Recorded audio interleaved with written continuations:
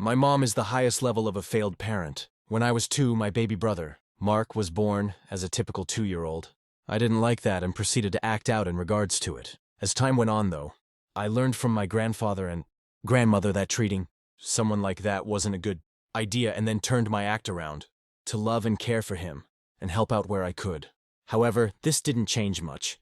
My mother basically threw me away to be raised by my grandparents because I was a demonic hellspawn of a child. In her mind, her new child was latest greatest, and I was just old news. Let's time skip. My mother has now had her 4 kids. Mark and I with my dad, and Sam and Alicia with my stepfather. I'm about 13, Mark 11. Alicia is about 112, and Sam was just born. Mom and Dad are divorced. Mom married stepdad, and I am at the rebellious age now where things don't make sense to me, and I feel like I know everything. So my stepdad's idea is to beat it out of me. Every time I showed any sense of individuality or questioning something, I got beat for it. Sometimes right in front of my mother, and she didn't care a bit. This is where the trigger for me wanting my revenge started. But being 13 and sadly, a little on the mentally damaged side from all of the beatings, and having a bookcase full of books land on me at around 11, I had no concept of what sort of revenge would come from my mind at the time. So I decided that waiting would be best. Mom's mistake 1 has been made. On top of that, my mother and stepdad refused to do any housework, instead waiting for the weekend when Grandma and Grandpa would leave to visit, Grandma's mother, and put us to work cleaning the house and doing stuff adults should be doing. Now I get the concept of chores. Chores are fine. It's when you make your child climb ladders and get on the roof at the age of 11 to clean out gutters, or climb trees to snip branches and such that it gets a bit too dangerous. This happened since I was about 10. Yes, I know, things are a little out of order. I'll keep on track. Time skip to when I'm 14. My mother told me and Mark to watch Alicia. She was 2 by this time. Stepdad wanted to play video games, and when we weren't being bad in his eyes, he'd let us watch. But we were never allowed to play without him there watching us. I pop up while I'm sitting there and ask, "Where is Alicia?" Full-blown panic mode. Go. Mark and I just up and go scouring through the house. Stepdad goes to check my mom's room where she's sleeping with Sam, who she was up with all night. My dad was in the kitchen making himself something to eat while he was visiting, then freaked out and burnt his hand on the stovetop when everyone started freaking out, then started searching. Mark and I ran out back and looked around. Saw nothing. Didn't even think to check the pool. So we ran back inside and rummaged through the garage. Next thing, we hear my mother screaming at the top of her lungs, and we rush outside to find Alicia on the deck, not breathing, and my mother and stepdad trying to perform CPR on her. My father drags Mark and I away to go inside, and the ambulance is called. Needless to say, Alicia did not survive, and they pulled the plug on her that night. Mom's mistake 2 has been made. Mark and I were devastated. Being the teenager I was and the preteen he was, we immediately blamed ourselves, and our grandparents assured us that it wasn't our fault or responsibility, and that we need to know this isn't on us. A week later, Child Protective Services got word and came, and my father, in his infinite wisdom, initiated a custody battle with my mother after this, claiming she wasn't capable of caring for her children, and won temporarily. Needless to say, our grandparents believed we belongs with our mother, and fought back. My mom ultimately won us back. Time skip, I'm 18 now. I'm an adult. I'm looking to graduate high school, and make my mark on the world and get my life going. Mark was 15 now, had gotten into a fight and broke his finger.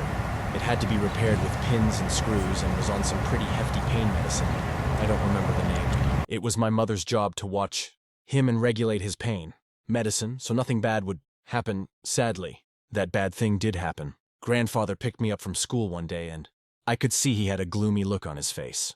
We showed up to the house, and as we were walking up, I could see the paramedics rolling a stretcher with a body bag on it. Mark had died from a drug overdose at the age of 15 because my mother wasn't watching him like she should have been. That was the final straw. At that moment, my family was divided, my dad's side and my mother's side. My mother had my grandparents, who I was living with at the time, and my father had me and his family. I sided with my father completely, his argument being that had she been a better mother, Mark would still be alive, and what's worse, Sam had been taken away by CPS, Child Protective Services, and put in foster care. My mother was never allowed to raise children again, and I never saw my half-brother ever again. I was now an only child. My mother had destroyed the life I knew with her neglect, so I was going to ruin the rest of her life anyway. I could revenge time? This woman caused the deaths of 2 of my siblings, and I never got to see my living half-sibling. Again, abused me mentally, emotionally, physically, took away my childhood, and every time I look at her, I can't help but seethe with unmitigated rage. The first revenge, my grandfather had basically been my best friend. He took me in, cared for me, taught me all sorts of different skills. He had one flaw, though. He was too kind for his own good. Something my mother maliciously preyed on after the deaths in the family. My grandmother gave up hope and just diverted to his opinion on everything. So, I made it a point that every time she tried, I challenged her on it in front of them. Made sure she had to fight for what she wanted. I always lost, but I could see my constant meddling would get to her. Irritate her. I wanted her to do something. I wanted her to hit me, harm me, give me a single reason. She never went that far, but she did break down crying multiple times. Then I got lucky. She slipped at work, herniated a few of her discs, and messed her back up really badly. When I got the news, I grinned. Around this time, my stepdad had been imprisoned for doctor shopping, and my mother wanted a divorce from him. When she came home from the hospital, I would take her meds and hide them around the house, and sometimes even throw them away. I wanted her to be in agony. I wanted her to suffer as much as possible, and she did. A few months later, she got into a car wreck, and the police found out she was on a hefty amount of her pain meds. She was charged with a DUI and put in jail for 6 months. Grinned and laughed once I got that news, and proceeded to planning my next stage. She was in pain and behind bars. This was perfect. The second revenge. Time skip again. After she got out of jail, we'll skip ahead a few years. She's now living with us. I'm officially in college. I did the stupid thing and took a year off between high school graduation and applying to a college, so my grandparents made me a deal. As long as I worked and was in school, I could stay with them free of charge. Who wouldn't take that deal? While my mother was in jail, I made it a point to shove all of her property into a storage and made her room my room, and turned my old living space into my gaming room. She had no choice but to sleep on the couch. I enjoyed every moment of her agonizing. When she would get up from laying on the couch, agonizing caused the metal bars on it would press into her back as she slept. This was my revenge for some time, slow and painful. The third revenge. Time skip. We moved back to the old house we were all living in, and my mother has made her back worse through a series of mistakes and bad decisions. She had somehow convinced my grandparents to start illegally procuring drugs for her. She would make the connection with the dealer, and they would shell out money to her for them. I argued with my grandparents to stop. It was illegal, and it will land them all in jail if they get caught. My grandfather agreed, but my grandmother couldn't help but take care of her little girl, and guilted my grandfather into it. I refused to be a part of it. I put in an anonymous tip into local law enforcement, but sadly nothing came of it.